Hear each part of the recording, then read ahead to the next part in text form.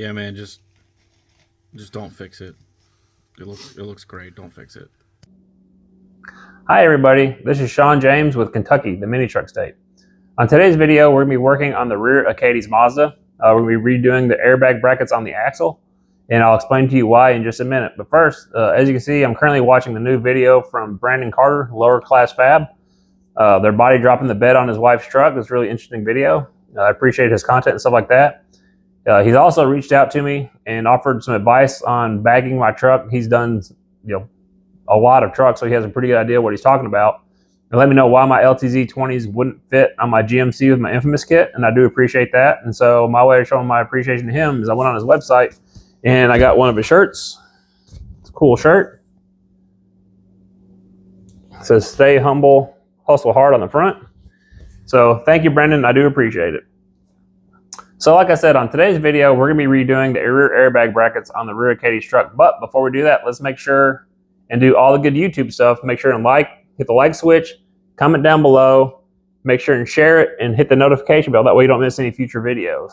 I've been doing really good, posting one every week. I've been posting on Friday at noon and had a pretty good reception so far, and I really do appreciate it. Thank you to all of you who keep sharing my videos. That means a lot to me. That really does help my channel grow. And so what we're going to be doing first is I'm going to go ahead and switch over to a set of 17-inch 06 GMC wheels that came off my crew cab truck. Like I said, I don't really like the idea of my daughter driving around on a 235/30/20. That's just a small tire for a new driver.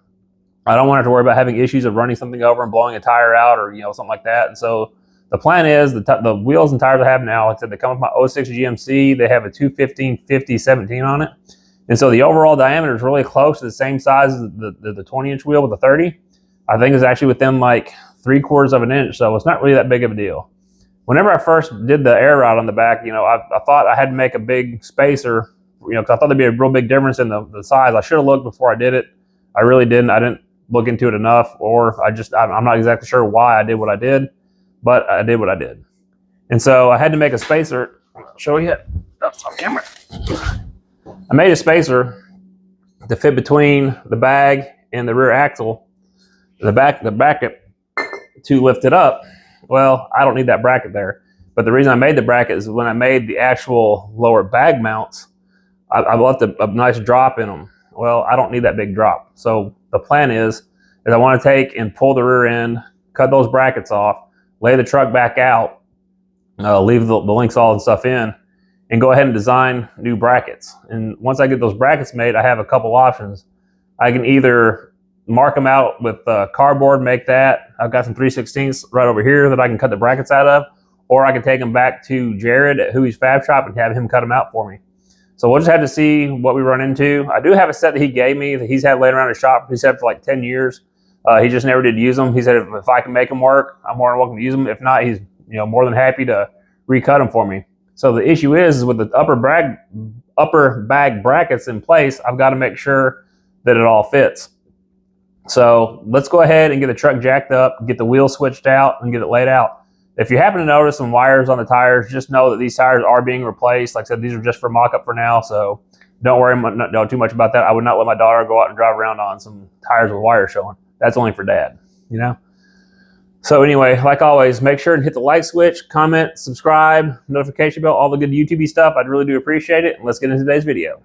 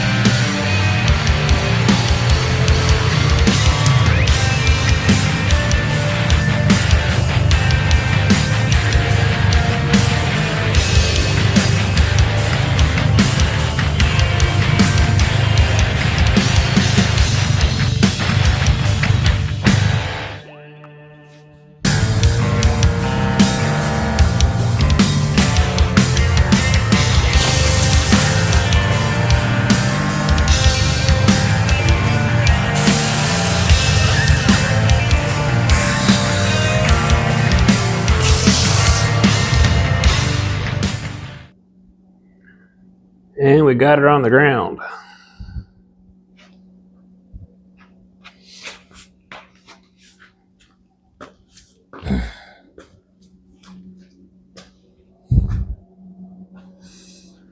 All right, and I'll explain to you what's going on with these mounts.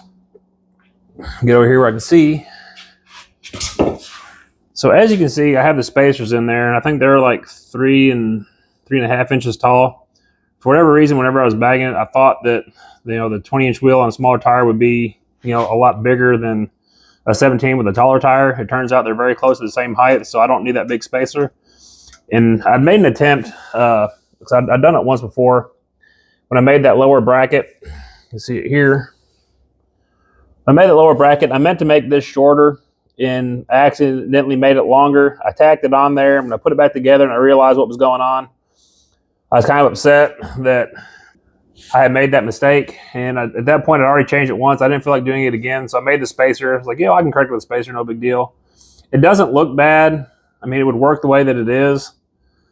So I don't know. I'm trying to decide if it's really worth going through all that extra work to do that, or if I should just leave it alone. At this point, I would like to change it, because I think it kind of looks bad, but it's not really going to bother anything. It's just, one more thing to kind of mess up, but it's still plates. It's not like it's going to mess up. All right, everybody. I'm kind of at the point where I haven't really decided what I want to do. I think what I'm going to try and do, though, is I want to make a pattern to see what it would take to fix that. It's not really that big of a deal. It's really not bad the way that it's set up now. It's just, I don't like the way that it looks. Nobody's ever going to see it other than me when I'm underneath working on it. But I think what I'll do is go ahead and make a pattern, see what it's going to take, and we'll see how that goes. And if it doesn't seem like it'd be that bad, I mean, it's really not going to be bad to cut it off and redo it. I'm not really too worried about that part of it. It's just, is it really worth all that extra work for something that's not going to be seen and not really going to make a big difference? But like I've said before, if it's worth doing, it's worth doing right. Like I said, I messed up the first time, so I'd like to get it right this time. So let's set up and get some cardboard, some scissors, and we'll see what we can come up with. This video is brought to you by Kraft Mac and Cheese. So these things are always really handy to use for patterns and stuff like that. It's pretty thin. And what I'll always do before I ever make the actual pattern for the truck is I'll actually transfer it to I got 1/4-inch Luan that I always we have scraps from work every once in a while, so that always comes in handy. But so I always start with just a piece of this to start off. Said Kraft macaroni and cheese. Now sometimes I'm sponsored by Jack Link's Pizza. Sometimes I'm sponsored by some of this really nice chicken and rice stuff that my wife gets at Sam's. Sometimes it's Totino's. Sometimes it's some sort of lasagna from Mrs. Stouffer's or something like that. But those cardboard boxes always come in handy, that cereal boxes and stuff like that. So, I always think about that whenever you need to make a pattern. So you can cut it really easy with scissors. It's rich enough that you kind of hold it in place and go from there. So what the plan is now is I'm going to go ahead and we're going to get to the rear end, figure out about where it's going to go, and start rough cutting it. I'm not sure we have a great angle to show you guys, but we'll do our best. All right, a good trick to always try whenever you have to mess with rear ends, you always find something that's close to the right size. This is about 2 7/8. The rear end on Mazdas is 2 3/4. So what we're going to do is we're going to go ahead and mark on our template here about what we think we're going to need. About there. And what we're going to do is we're going to leave ourselves a little bit of room to go around the axle. And this should get us pretty close. So we'll cut on the inside of the lines. That might be a little far down, but we'll see. And as long as I don't cut that line out, it should get us really close. Like I said, we're going to make a pattern out of cardboard first. And then we'll make one out of Luan before we actually cut it out. So cut that straight. So there's that pattern. Turn it this way. And I can cut part of that bottom off real quick because I know that's going to be way too tall. So what we'll do is we'll go ahead and just cut this about right there. And this bottom is not going to be real crazy because I know we're going to have to trim it. All right, take our knife and our straight edge and our marker with us. Let's see what we come up with. So luckily with the pinion angle, all that stuff set, we don't have to worry about any of that stuff because we know that's where it's supposed to be. So let's try this underneath here, see how it fits. Fits good underneath the frame. Feels fairly straight with the bag bracket that's there, so I'm really happy with that. So now all we need to do is figure out how far up we need to go. Oh, Lordy. And really that could go all the way up to that front. We'll mark it about right there. All right, let's see. That's really close right there. I really like the way that feels. So let's take that and try and make a really cool template out of it. All right, so we have our mark on the backside there. So we'll mark it close. Like I said, this isn't going to be that critical because we're going to have to make it kind of a neat pattern here. And I don't really like having straight edges or stuff like that, so I always like to use these bushings to try and figure out what would look best. Go around there. Maybe do the same thing back here. Give a little bit of room.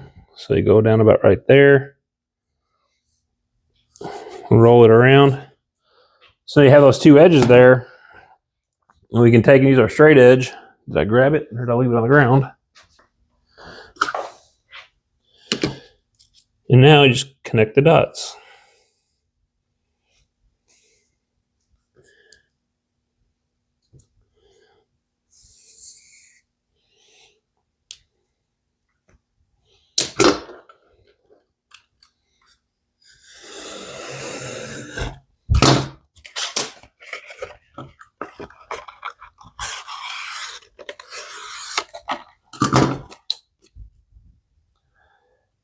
Oh, did I leave the scissors over there now?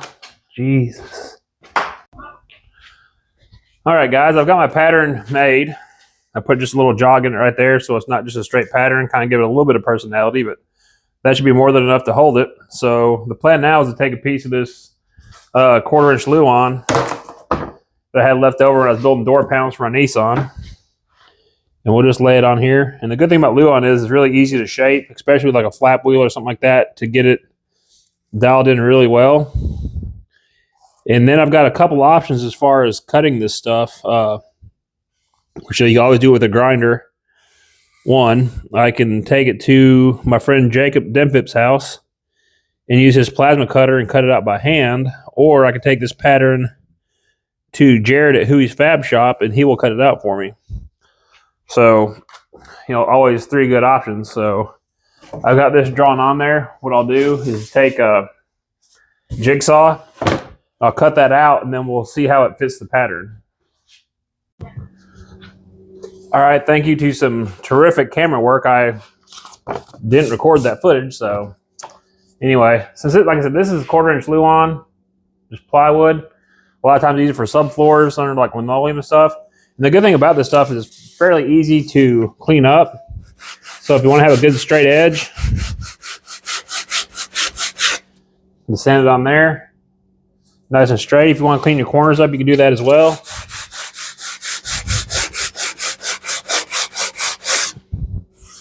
There's that. Clean the corners up a little bit. And really, I'm happy with how it looks. So I've got a few options whether I want to cut it by hand or if I want to take it to Jared or have my friend Jacob let me use his plasma cutter and do it there. So now I just need to decide what I'm going to do, and we'll pick it up with whatever decision I decide to make.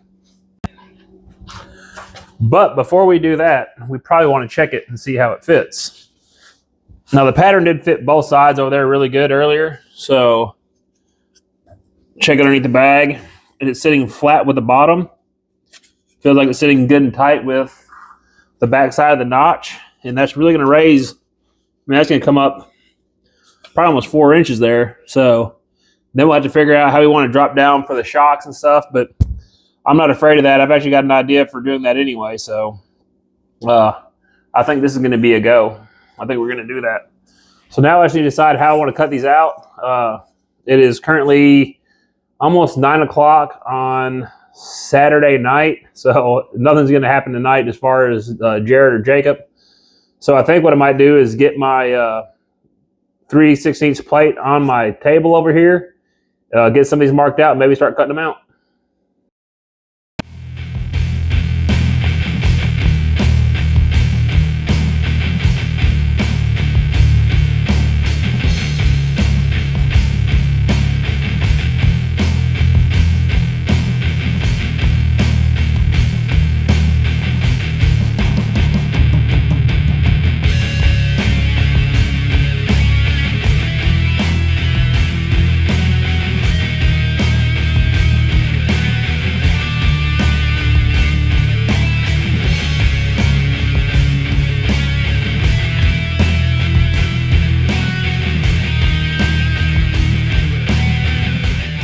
Another trick that I have is, you got that circle you got to cut out of that. With a grinder, it's a real pain in the neck.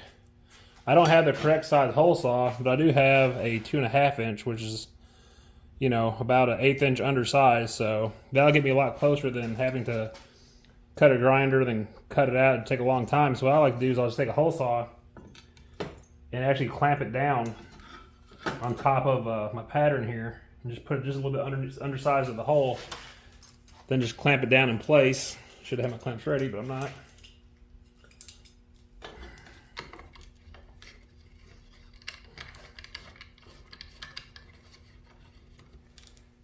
Just make sure it's under your pattern. See, look on there and there. So right there is good. Make sure and clamp it nice and tight. This is where Crawford would give me crap about not having a vise, but you gotta do with what you got, bud. All right, and so now I use my lube in here, nice and heavy.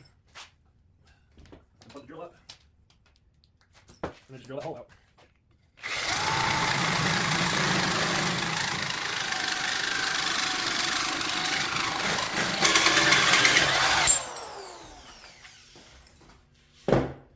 And that is a whole lot faster than trying to cut that with a grinder. All right, and then we'll take the clamps off there. And now you can see that it's really close to the line, and I can take my flap wheel and clean that off real good. A whole lot faster than I can sit there and cut and all that stuff. So it'd be better if you had the right hole saw. If stores were open, I would do that tonight and save myself a lot of time, but they're not open, and I want to keep progress going, so that's what we got. And then I still got to cut that off, clean this up, but I've got this one over here about done. All I got to do is clean that little jog up, then clean all the stuff off of it. Then I got to make the circle tops, and that's a real fun cut, but we'll do that also. We'll probably do that tomorrow. It's getting kind of late. It's about 10 o'clock, and I know my wife and kids are probably trying to sleep, so I'll go ahead and get these other ones drilled out. We'll call it a night.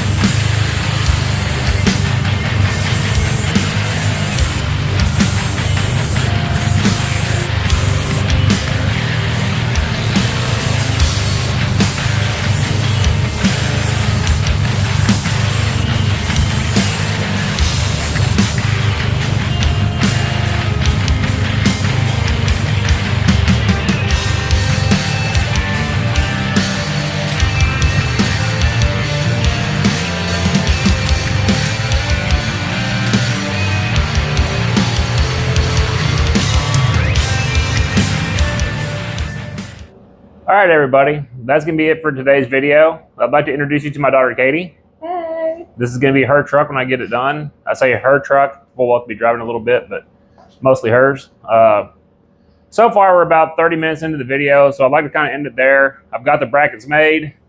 They all turned out really well. Got all of them done. Real happy, like I said, I'm happy with how they turned out. So what we're going to do is next week, I'm going to go ahead and pull the rear end, go ahead and get the brackets cut off, and get those welded on, and then we'll work on the shock mounts and stuff.